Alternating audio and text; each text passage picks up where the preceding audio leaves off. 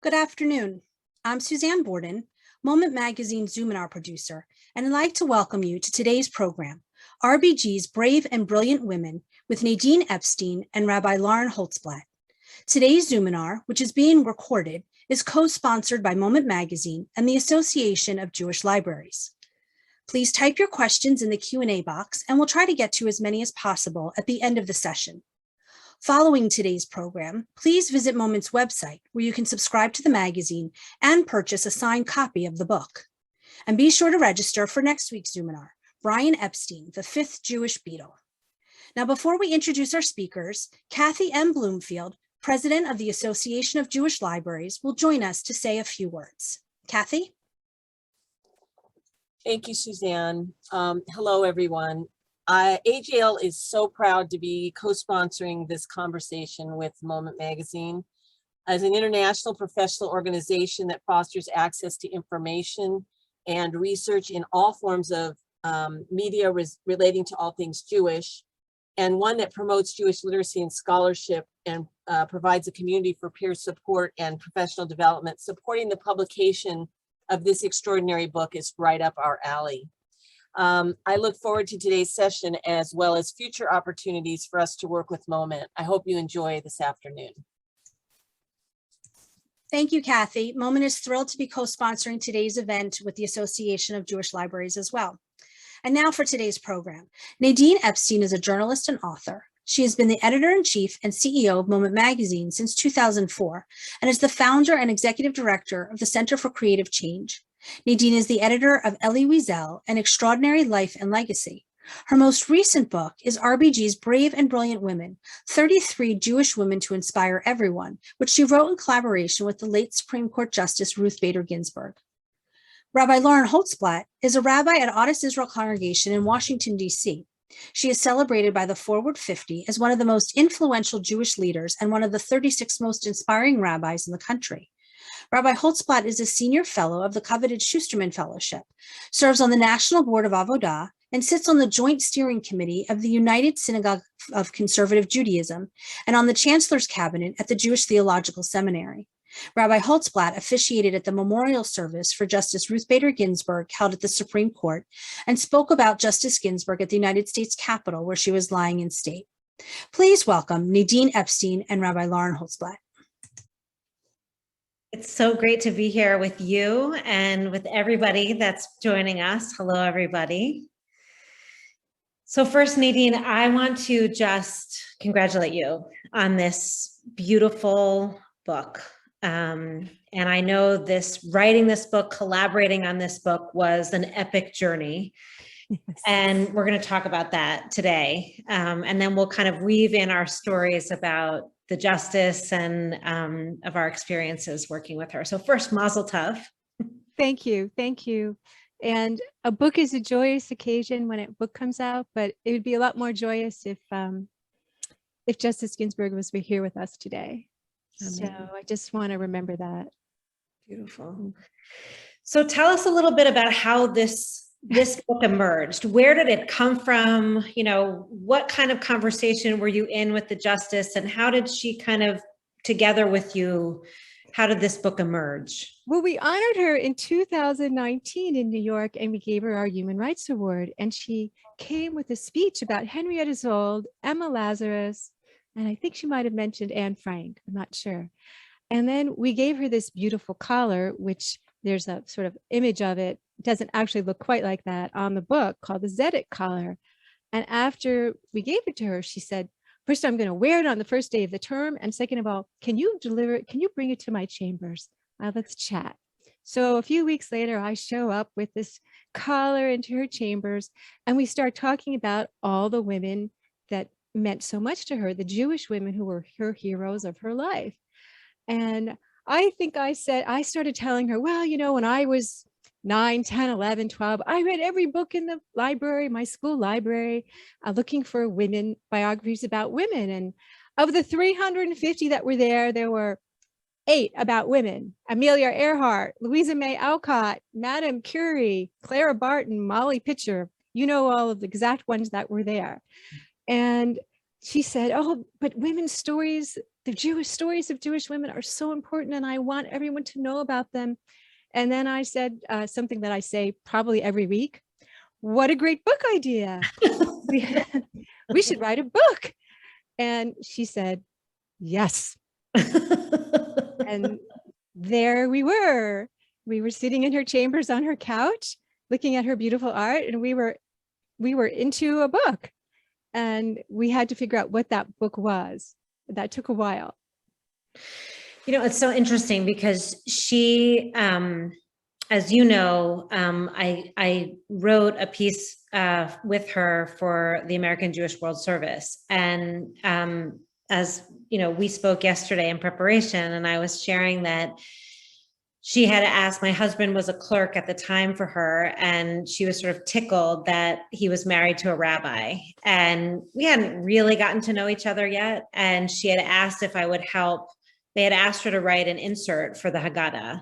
Yeah. And she had asked him if I would help her write it. And she was so intent on the fact that the Haggadah doesn't include any women, and that women were really the, you know, they were the ones who really got this revolution going, being, Yes. you know, Shifra and Pua and the 5 women and more who are in this book, really beginning the revolution and feeling like women's stories for so long have been overlooked, and how important that was to her, that in the generations to come, that men and women and everybody has access to these, not only Jewish stories, but the stories of women. So tell us a little bit about, you know, there are some people in this book who it sounds like were, you know, how did you get to these 33? Was it a full collaboration? Were some yours, some hers? How did that work itself out? Well, first of all, we came up with about 150 women who had to be in the book, but we couldn't do 150 women. And the goal was 36, and that's a whole nother story, how it became 33. But she wanted, the first women she mentioned were the women of the Haggadah. And she mentioned Batya. She doesn't call her Batya, she called her Pharaoh's daughter. She said, Pharaoh's daughter has to be in this book. And I was like, Pharaoh's daughter? Why? And is she even Jewish? I hadn't even really thought about Pharaoh's daughter ever. And she said, she's so important to ensuring the continuity of the Jewish people. And so it turns out, first of all, Pharaoh's daughter was fascinating. And she wasn't Jewish at the time. She actually did convert to Judaism and then left Egypt with the Israelites, according to the Torah. Now, there's no historical evidence of this. So, of course, the first section of the book is about these biblical women, and they're based on Torah and on Midrash, and not on, on historical evidence like the other women are. Mm-hmm. So she really wanted those women in the book. And then she had a long list of lawyers and musicians and writers. And then her just favorites were Henrietta Szold and Emma Lazarus and Anne Frank, who she just adored, who she just wanted to have in the book. Mm-hmm. She also wanted to have, so we had this long list of women who were no longer with us. They were women from history or from the Bible. But then she also was like, but Gloria Steinem has to be in the book too. And we had a long conversation about that, because it was a little odd, kind of jarring to have Gloria Steinem in a book with so many people who had already passed on. And so we agreed that, she said, well, we can do another book in the future. We'll have about living women. Oh. And that would have been, and it's very unlikely that will ever happen. But that was how we sort of came around to the fact that Gloria Steinem didn't really fit in a book with everyone else who had passed on. Mm. So it was a very hard choice to come up with the right 150 women. And there are some women in there who are very important to her, who I might not have personally included. And then there were a few women that I told her about that she didn't know about, really, like Doña Gracia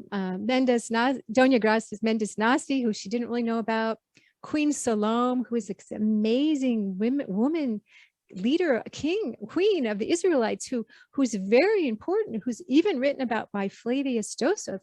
Mm-hmm. And remember, women aren't written in history. Historians don't mention women for a long time. And here's this woman who is this queen who is actually written, and she's in the historical record. So I added a few women, and then also, again, they would have all been lawyers, writers, musicians, and I added like an amazing mathematician, Emma Noether. I'm not sure I'm pronouncing that correctly in German, but that, and when I told Justice Ginsburg about that, she was very excited about these women. One of the things that happened is that she kept sending me names of women so fast by email. She would email me these names. I even couldn't keep track of all the women that she really wanted to have in the book. Wow. Because she cared so passionately. Because, you know, as we talked about this a little bit, this book was part of her Jewish journey of her life. She started out, as you know, like she was a very dutiful young Jewish woman who went to Hebrew school at a conservative synagogue and who really paid attention to all the Torah study, who paid attention and learned the prayers, and who started learning Hebrew. And she really, and went to Hebrew and went to Jewish summer camp. She was truly a young, dutiful young Jewish woman who engaged intellectually also with the stories.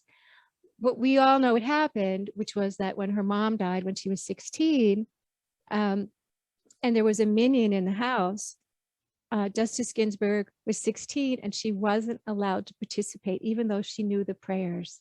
Right. And that led her to leave sort of traditional synagogue-based Judaism for many years, till later. She didn't stop being Jewish. She didn't stop knowing those stories. How she identified with Judaism was through the women who inspired her and through the Jewish women heroes. That became her Judaism. And so it was so, and as years went by, Judaism changed and it became much less patriarchal and it became much more inclusive. And she met rabbis like you who welcomed her and embraced her and who she felt comfortable with. And I think then this book came along. Here we are in we didn't know this, of course, the last year of her life, but these women have been like boiling up in her for all these years. She's been thinking about them for all these years. And she's so excited about getting their stories onto paper. I mean, this is a very, Justice Ginsburg, as you know, was so busy. I mean, here we are, we're like working on a book and she's really trying to, she has to focus on her oral arguments. She has to focus on getting ready for the term, but she cares so much about this project because it's part of this journey of her life, her Jewish journey. The first time that I went to her chambers, we were actually with our kids. Our kids were, I think like 7 and 4, something like that. And there was always trick-or-treating. The clerks would bring their kid, if they had kids, they would bring their kids, and then the kids would trick-or-treat around this time of year in all of the chambers. And actually, we got the chance to meet Scalia. And then Justice Ginsburg's was the last chambers we stopped in because that's where my husband was clerking. And she brought me right to, there were 2 things she showed me right away. She wanted to make sure that I saw the mezuzah on her chamber's door, that was important for her, that the mezuzah was there. Yes. And she also had, as you know, there was a print of Tzedek, Tzedek Tirdov, justice, justice, you shall pursue. And she talked to me about, part of the Jewish identity of being a people that were forced to be in the margins of society and feeling like having been, earned this power that she had, she felt that it was her Jewish, imperative to basically make a path for others' voices to be in the world. And I think, honestly, this book continues to build that past even after she's no longer here, because there are women in this book, as you've said, that many people have never knew about, right? Heroes that we never even knew their names. And so what a beautiful thing for people for everybody. I mean, one of the things I wanted to ask was, I know this was originally thought to be for younger children, but like, let's talk a little bit about who this book is for and, who should get their hands on this book.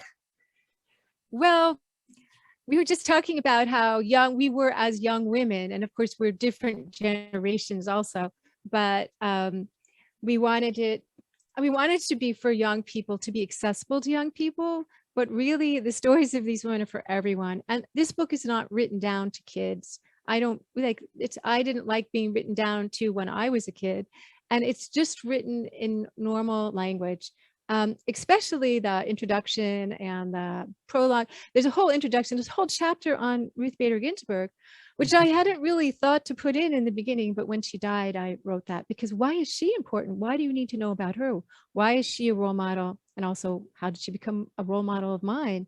And then there's a whole call to action at the end. She knew we were going to write a call to action about, well, what are some of the lessons that she's learned that you could take to the future, that people, but it's not just for young. This is for all ages. And when I say intergenerational, I mean, I think it's a great thing to read with kids and I'm sure lots of precocious 10-year-old readers can plow right through it, but it's not written in any childish way, in any way. No. And it wouldn't work for Ruth Bader Ginsburg to do that, because and we'll talk about the editing process, because I know you also have an experience with being edited by her, that she just wasn't someone who used that kind of language. And so it's written, I try to find a balance, there. But yeah, you achieved it. I mean, it doesn't read at all like it is for children. And I think you really achieved that. It really feels like it is for the breadth of readers that are out there who want to pick up a book like this and learn more about who the inspiring women were to our heroes. But it is for children too, but I guess it's just not written down to children. I didn't like that tone. And also Random House, who published it, was not, they wanted to be straightforward. This isn't spoon feeding like little lines. This is all meaningful. And I think the book taken together really tells the story of the evolution of women's rights, not just in the Jewish world, but in the world, in our time, over the thousands of years of this book. And I think that's really important too. So there's some serious thinking that comes through that I hope that people of all ages can have to be accessible to all of them. Absolutely. Okay, so let's go there. Let's go to the editing process. What was it like for you to bring the Justice a draft of the book? And, tell us, I know you've got a story. Let's hear the story. Well, and then we're going to hear your story, because It was really great hearing your story too. And knowing I wasn't alone. Not alone. So first of all, we're in her chambers. It's October 2019. And it takes a while. We have 150 women. We have to we're just coming up with ideas of women. That took months. Yeah. And then we kind of had to narrow the list down, although we never narrowed the list completely, because she always sent me more women, sometimes more women than I couldn't even get back to her, because there were just so many ideas coming. Well, how about this one? How about that one? How about this one? And I was just like, we have enough. I can't do anymore. So that was one part. And then the question was, okay, so by the time I got started really writing the book was in the middle of July of 2020. This is like deep COVID. And I'm so busy. I also have so many jobs and I'm running a magazine. So I rented a cabin with a friend and spend 2 weeks to really focus on the book. I think it was like the middle of July or somewhere. And on that day I arrive, I get an email from her and she says, I'm ready to see the book now. And I didn't really quite know what to say, except that my stomach just dropped right to the floor. 100%. And I very politely said, well, it's not really quite ready yet. Can I have 10 more days?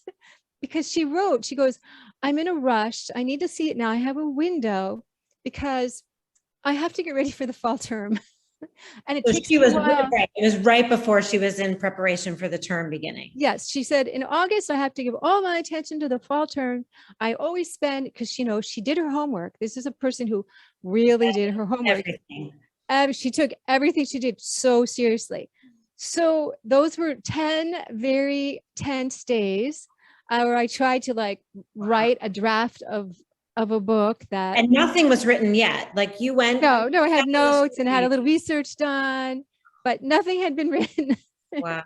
So there's really nothing that you can do to make a book fantastic in 10 days. This is a 245, I don't know, at least 200 something page book. There's just no way. So I did my best and I sent her what I had. And to be honest, I didn't really expect her to read it because she had a lot of other things going on. And however, she read every single word on every single page. She took a manuscript, she printed it out, she wrote notes all over every single page. Like she crossed out, I don't like that word, use this word, this word's better. Or she would say, you haven't thought that through. Do it again. Or she had all these very, very direct comments. I felt like I was one of her law clerks, but like a beginning law clerk, and an established writer. Right. Yeah, it's okay. So she had told me also, she said, one reason I'm happy, I love doing that. I love your work. Your work's always so good. I love everything you do. Because she was a big supporter of Moment. And she was a supporter of me. And so I felt like I got this email from her, and one of her lovely law clerks scanned in all of this and then emailed me all these pages. And I got them. And again, my heart just fell to the floor. And I was like, oh my gosh, I've disappointed her. My first reaction was just shame. How could I have sent her this? And she made so many comments on it. And then I realized after a little while, I worked it through, that it was okay. And actually I learned from every single comment that she made. I learned from her. I learned about her from every comment that she made. I didn't always agree with every. I mean, that's the thing, is the amount of detail. It's like what you said about her preparing for the term, was that she would read every single brief, everything that she could get her hands on. And, the attention to detail was honestly, it's like once in a lifetime. I mean, it really. Wording, like every word was like, I don't think this is the right word. This is not the word I would use. I would use this word. Sometimes her words were very grown up words, by the way, and I had tried to make them a little less grown up. But yes, it was the detail and the amount of it. And we didn't also agree. There were a few things she was uncomfortable. She basically said, everything you've done that's based in history is pretty good. But women in the Bible are the ones that need work. Particularly, and because it was not something that I had done before. I hadn't written Midrash, and basically they weren't historical figures. And she said, I need you to talk to Rabbi Holtzblatt about that. And I did, and other people helped me with that too. And once I understood what she wanted, we figured it out. But in the beginning, I didn't really know. And then we also had a disagreement about, she did not like what I wrote about one of the women she had chosen, and that was Betty Friedan. We did not agree on Betty Friedan. Tell that story. People need to know that story, because that also says a lot about generationally, and not really generationally, but geographics. What unique experience was as a woman who was supported by her partner. Yes. So we both agreed Betty Friedan should be in the book. And so I wrote somewhere that, Betty Friedan was a major influence on women, and particularly suburban women all over the country. And also, of course, the book had been published in countless languages, and it's still a book that's debated, I think, in universities today. And so she disagreed. She said, well, I don't think it was that influential. And I went, what do you mean? And we had to come up with some language that we had to figure out the language. But really what it was that as I thought about it, I grew up in the suburbs. I grew up, my mom was an amazing leader. She had a career. She was, and she got married at age 30 and gave it all up and moved to the suburbs and had 4 children and a dog in a ranch house. And that was not, and my mother, who was such a leader, she made up for it by like being president of AEW and president of Hadassah and president of this. But until she later on reconnected her career and went on, she was the story of Betty Friedan of the feminine mystique. And that book was on our bookshelf when I just remember seeing it when I was a little girl, and I read it really, because like I read every silly thing that was sitting there, and I read the book. I really didn't completely understand it then, but so it was, I know it was very important, but Justice Ginsburg grew up in New York City.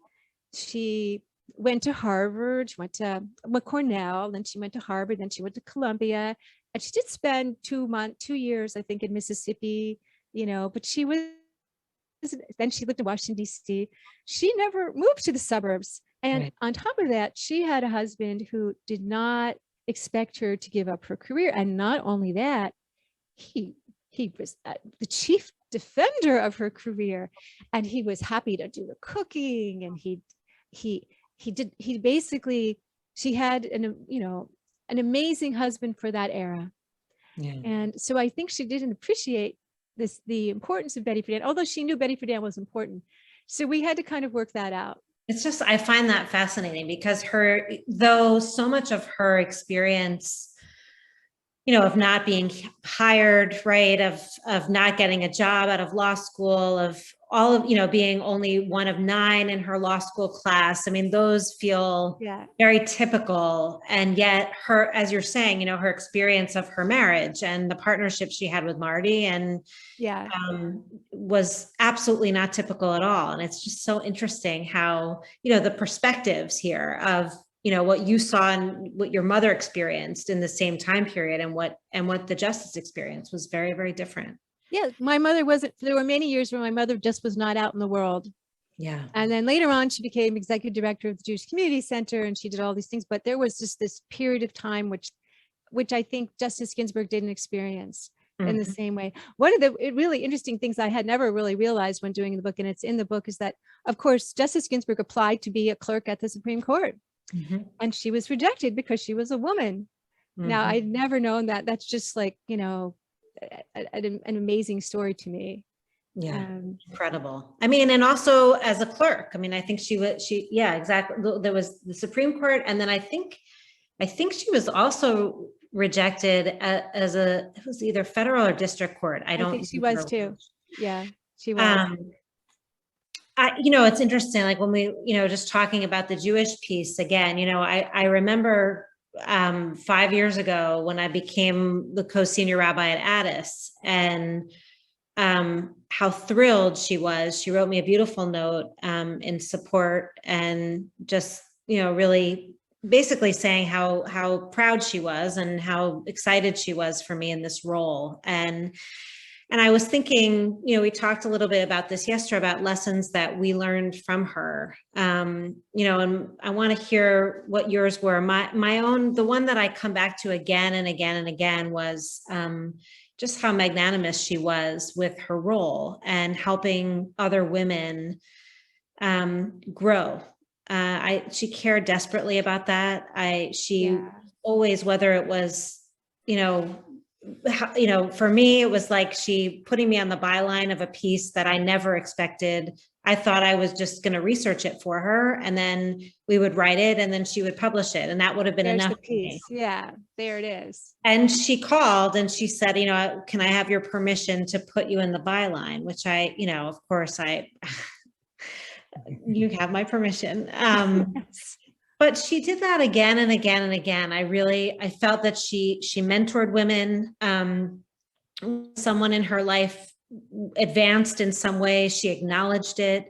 And I remember at her, when her portrait was revealed in the Supreme Court, Ari and I went for a reception, she thanked Elizabeth, who was her housekeeper, and she thanked Kim and Lauren, and she thanked the people around her who actually helped her do her job.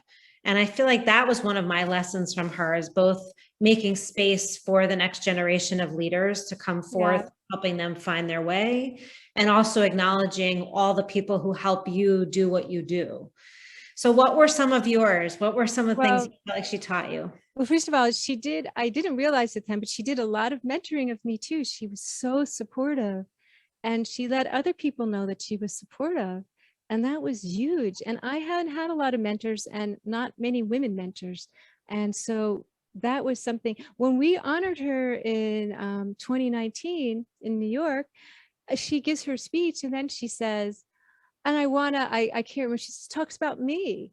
I mean, there aren't that many people, you honor like that, who then she talks about how hard I've worked and what I've made Moment into, and how it's creative. And I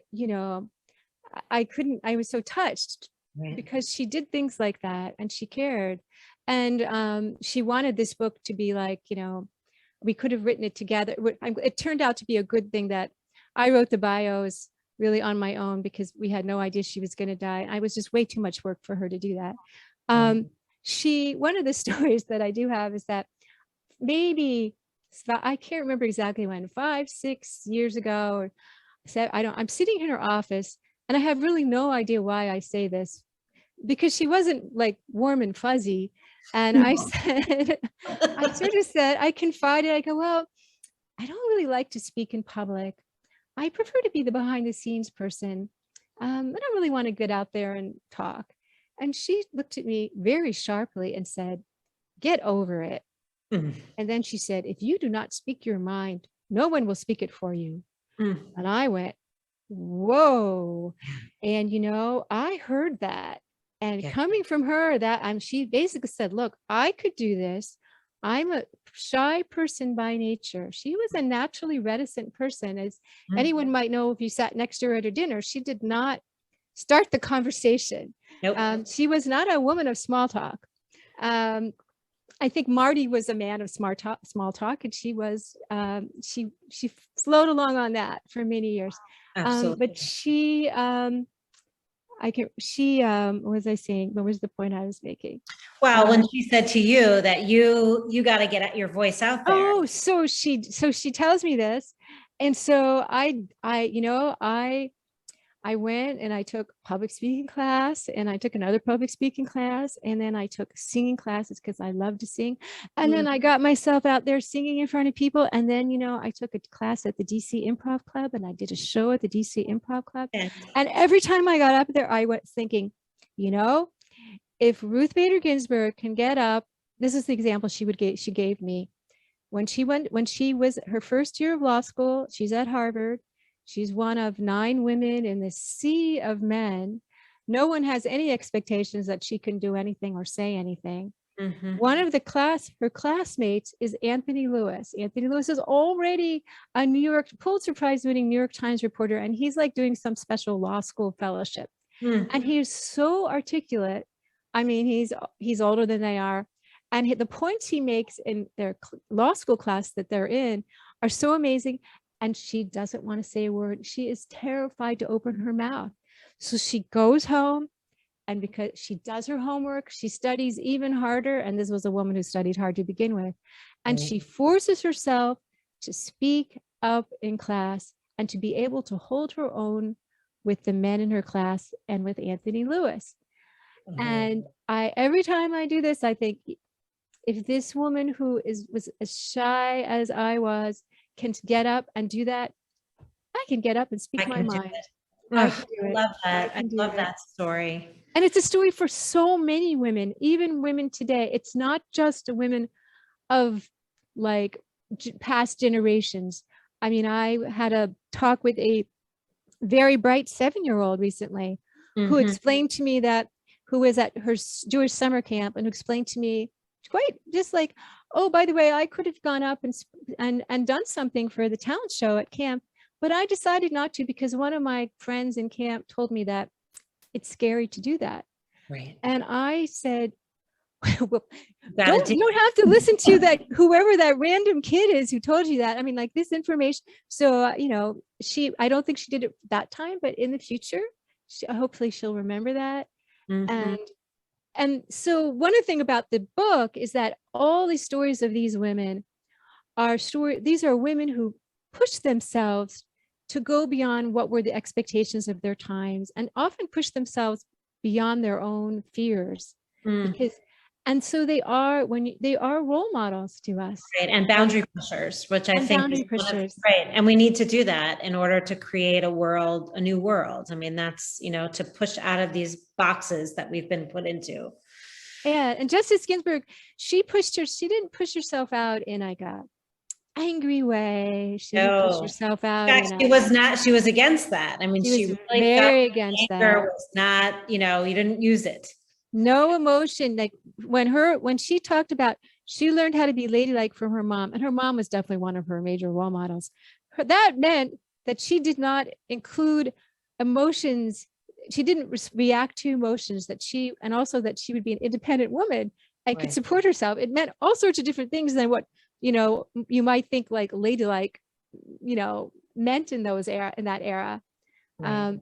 But so part of the call to action that's in the book is about not getting angry, listening to people, building trust with people, building relationships with people who you don't agree with, like Scalia, like Justice Scalia.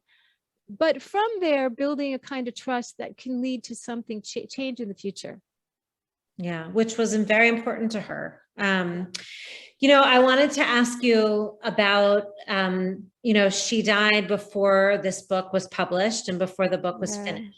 And I sort of two back-to-back questions. One was just, where were you and how you found out, and what was that like? And then also connected to that, what did it feel like to finish this book without her, and how did you do that?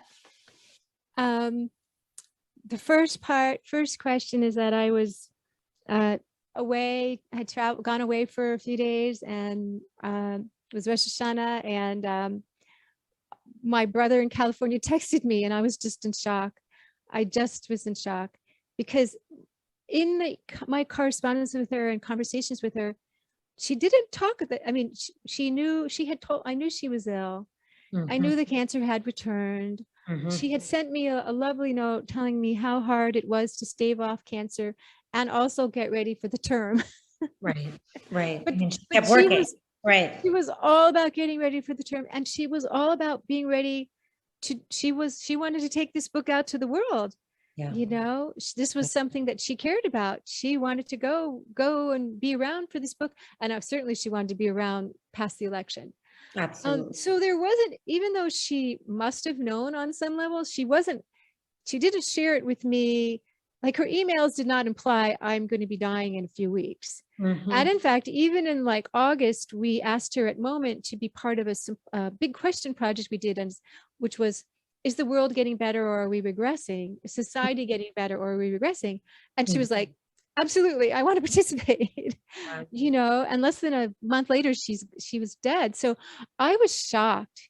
Yeah. I mean, I think you're always shocked when someone dies, even if you know they're going to die. But if you're in the middle of a project and you're communicating and things are, and I know she was going until the last moment. And so, yes.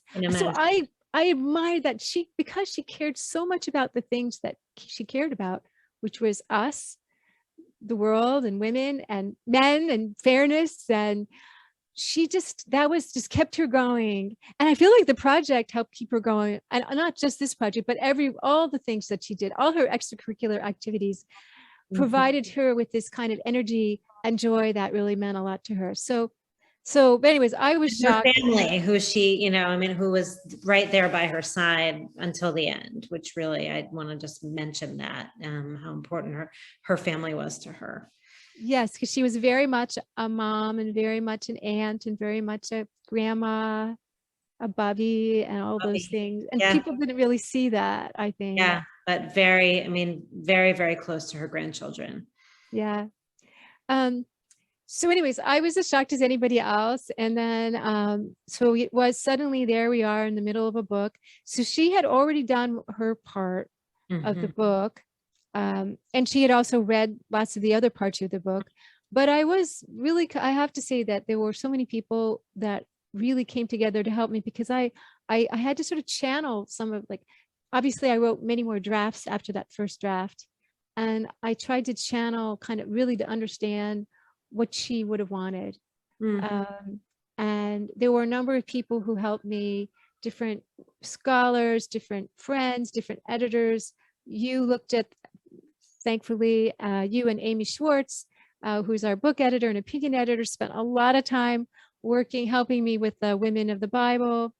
And I feel, so it was just became like a joint effort in a way. If you look at the acknowledgements, there's a lot of people thanked in the acknowledgements, and that's because became a team. It really became a team effort to get the book to be where I wanted it to be. And of course, I wish we had more time, but we did what we could do and get the book out in a timely fashion. Well, it's a triumph, and I know she would be so proud of it. So, kol hakavod and mazel tov on the book.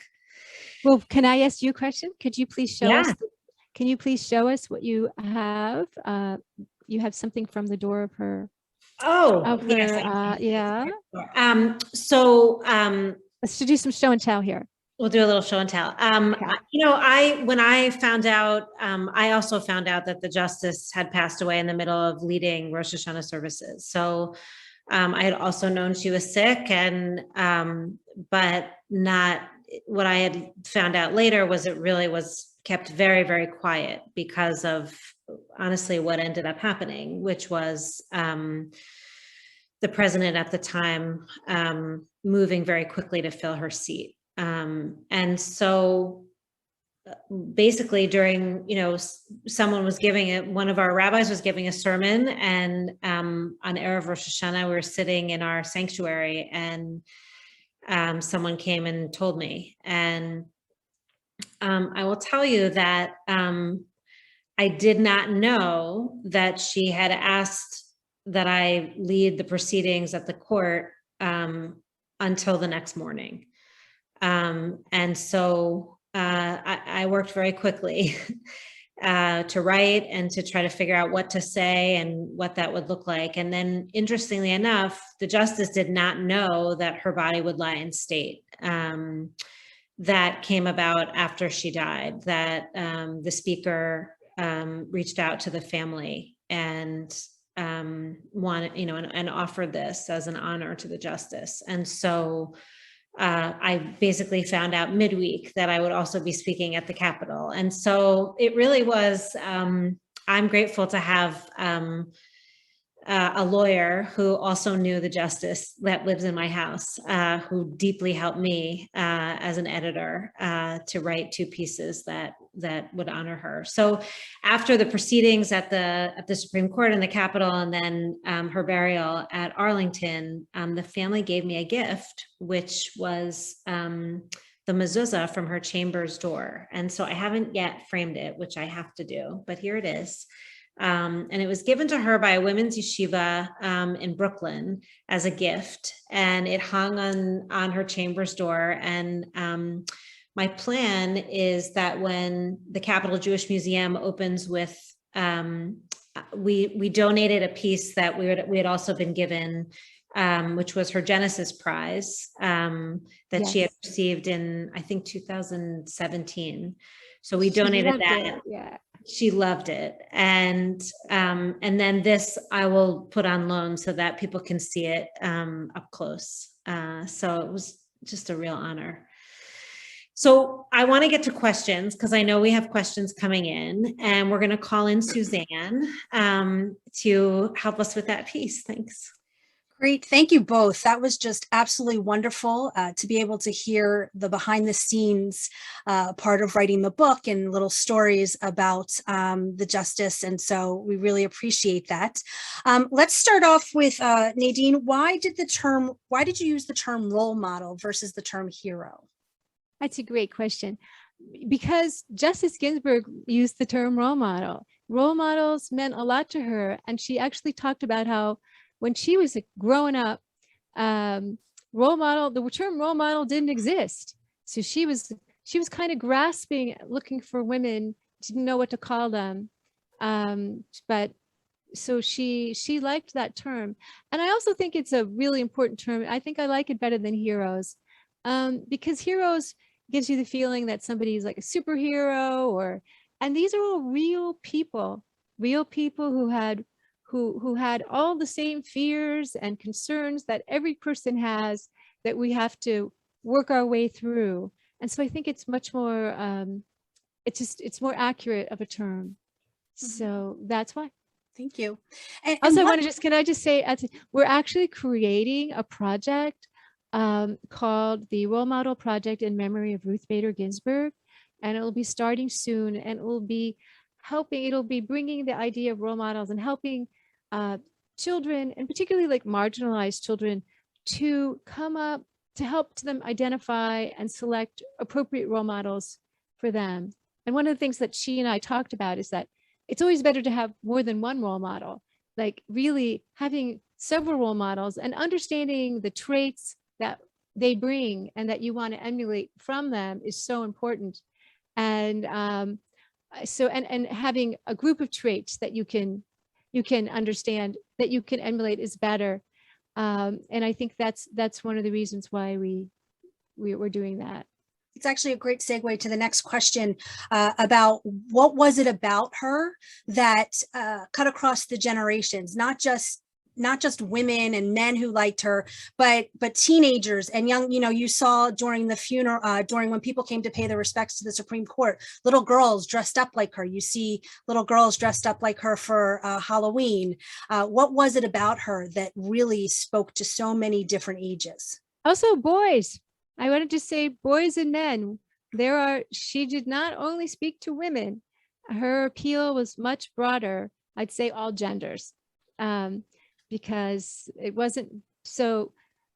I do know that originally we talked about having the book be really for women and girls, and that in the process of the writing the book and having the book read by a 12-year-old young man, that we decided that the book really needed to be for all genders.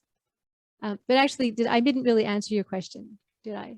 I mean, I would say, it's in some ways like the notorious RBG, that idea that name would follow such a, a very small in stature woman. And, she was soft-spoken.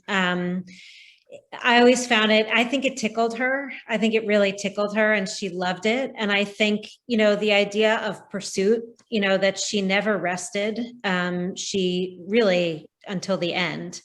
And she was just undyingly committed to really expanding the rights of this country for all the other, all people who have not had a voice. And I think people really found that the pursuit even when she didn't win, right? I mean, the whole idea of, her dissent becoming, on SNL and, becoming something that people, the dissent collar that people now wear, I think was the idea that even in defeat, you can build a vision for the future, that just because you have a defeat in the moment doesn't mean that your dreams are over or that your vision is over, but that you continue building a blueprint for the future. And I just, I think, I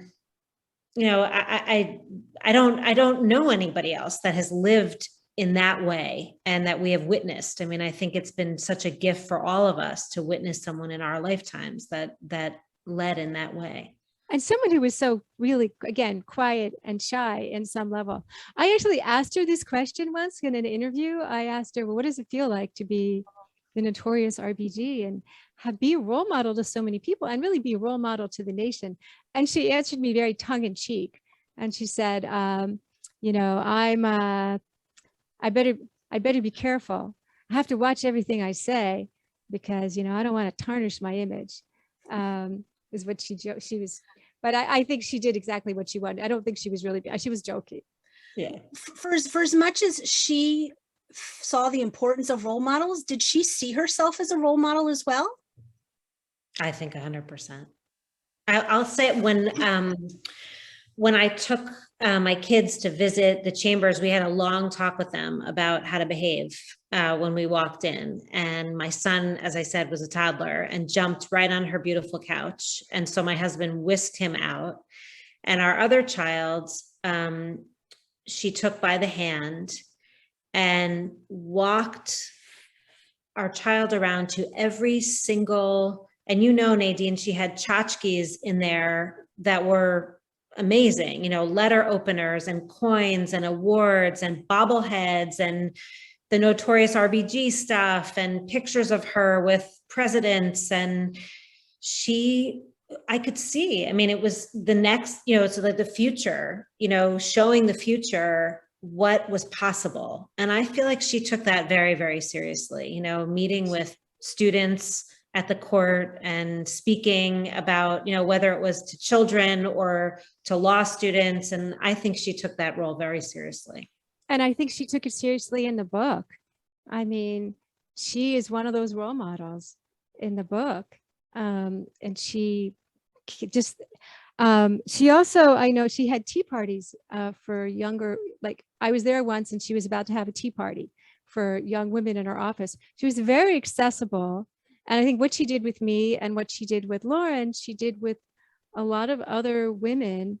And by the way, I just have to say that her chambers were, I always felt like I was in an art museum with a Supreme Court justice as curator, because she was so proud of every little, there was so much. And I feel like we should recreate, like just how we have Julia Child's kitchen somewhere in a Smithsonian, we need to have Ruth Bader Ginsburg's chamber in a museum.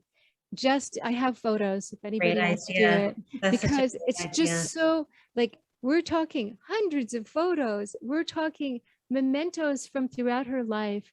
We're and beautiful. She loved art, and she loved being surrounded by this beauty. Just like she dressed beautifully, she loved this. And I always felt it was just a very special place. And so I'm sad, I hope we can recreate it somewhere in the future. Mm-hmm. What, if any, pronouns would RBG ask people to use if she were still here? Did she have anything to say about this aspect of identity politics? I'm going to hand that one over to you, Lauren. I think she used she, her, and I think she was, Nadine and I have talked very much about, how she was both so far ahead of the generation she came from, but also very much of the generations she came from. And so I can't speak for the justice, but my overwhelming sense is that she would have respected, basically any pronouns that people take on for themselves and how they want to be identified. And I think for her, she would have gone with she, her, and that was very important to her. But I think she would have, my sense, and again, like I shouldn't speak for the justice, but my sense is that she would have fought for people to have the identity which feels right to them. Great, thank you. What is the best way to go about reading this book? There's a couple ways to do this. You could dip into the book and dip into some of the stories of the women, but I really think that starting with the beginning, which is frames the story of a little bit about how the book happened, but frames her story, reading the rest of the book after you've read her story. So many people, adults too, don't really know why Ruth Bader Ginsburg is important. Yes, we know her name, we know she's famous, we know she has something to do, but the book explains really why she's famous, what she did that's so important in the evolution of women's rights. So I think that's important. And then I think you see, and then of course there's her introduction, and then you can see the other women who she thought about kind of in reflection to her life. And in between each chapter section, I talk a little bit about why these women were important to her, why she picked these particular women, which I think is important. It gives you a lot of insight about her. And then at the very end of the book is this call to action about how you can take some of the lesson. Well, first of all, we have a long path ahead of us. And here are some of the things that you could learn from her that will help you change the world. And I think that's just as meaningful to me as it is to a 12-year-old, as it is to a 25-year-old. Those lessons are lessons. So, so one could dip into the book and use it as a, telling a story a night, reading a story a night, but one could also follow the journey of the book. I'd also add it's a great way for adults to read to children and young adults to kind of go over it with them. And the illustrator, first of all, there's beautiful illustrations. B. Johnson, who's an illustrator in New York, spent so much time. Every single woman is illustrated. And then, of course, Ruth Bader Ginsburg on the cover, wearing this sort of Rosetta collar. And then there's one of when she's younger, but every woman has an illustration who's in the book. And there is also an audio book that Tova Feldshuh, who's a Broadway actress, who is going to play Dr. Ruth soon, who's played Golda Meir, who also had played, I guess, Justice Ginsburg in the past. She read it. She reads the So book. exciting. That's Yeah. amazing. Which is Great. very And sweet. so as we start to wrap up, the question that keeps coming up is, will there be another book that includes more of the women? Everybody would like to know who else is on this list of 150 women. Well, I don't know if that's likely. What I haven't been able to do, I haven't been able to look at her emails. I just can't get myself to go back and read her emails yet. And I cannot go back and even look at the manuscript, to be honest. I just haven't gotten there. I can actually look, I have on my desk some of her really sweet, like she wrote like all lovely handwritten notes always that I can look at. So I will eventually go back and I'll look at all the other names, but I don't know. I don't know the answer to that yet. Well, people would love to see some of the names that were not included in this book. Yes. Okay. Well, we'll keep that in mind. All right. Well, as we are about to reach the 5:30 hour, I want to thank you both so much for spending the time with us and sharing the book, sharing all of the backstories. I encourage everybody to purchase it, not just for themselves, for their children, their grandchildren. It makes a great gift for Hanukkah, for bar and bat mitzvahs. And you can find the book. I put a link in the chat as well as the Q&A at momentmag.com/RBG. And to remind everybody to sign up for next week's Zoominar about Brian Epstein, the 5th Jewish Beatle. So again, Nadine and Rabbi Holtzblatt, thank you so much, and we'll see everybody next time. You can buy the book anywhere, by the way, at all booksellers. It's not just at momentmag.com. But if you want a signed copy, you can order through Moment. Great. So, Wonderful. thank you, Lauren. Thank you, Lauren, Wonderful so to be much with you. for being with us. Bye-bye. Good night. Bye.